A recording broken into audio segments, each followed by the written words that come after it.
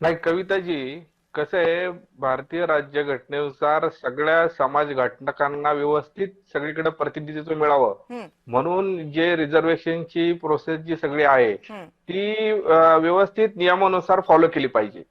पण आता ज्या चक्राकार पद्धतीने आता रिझर्वेशन महापौर पदाचं काढण्यात आलंय त्यात स्पष्टपणे दिसतंय की नियमांचं उल्लंघन झालेलं आहे. बर.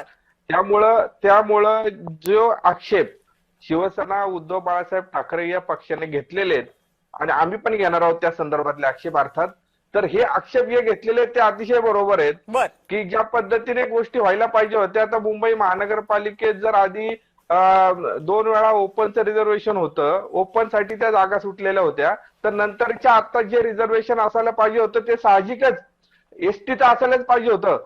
पण एसटी संदर्भात त्यांचं म्हणणं असं असेल की 3 पेक्षा जास्त कमी तिथं जागा आहेत त्यामुळे तिथं आम्ही रिझर्वेशन एसटी तर टाकलं नाही.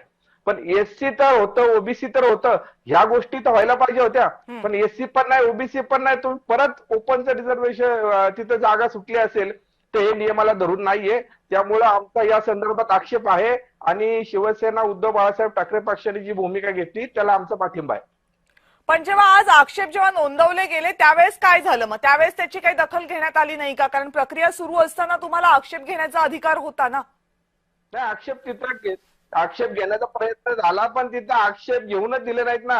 हम्म. ते म्हणणंच ऐकून घेतलं गेलं नाही. हम्म. मग शेवटी कोर्टात जाणं, न्यायालयात जाणं याशिवाय पर्याय उरत नाही. जे म्हणणं तिथं मांडलं जात होतं ते मांडलं गेलेलं म्हणणंच ऐकून घेतलं जात नसेल आणि नियम जे सांगितले जात होते ते नियम ऐकले जात नसतील तर मग त्याला शेवटी समोरनं गोष्टी ऐकून घेतल्या जात नसतील तर त्याला पर्याय उरत नाही मग.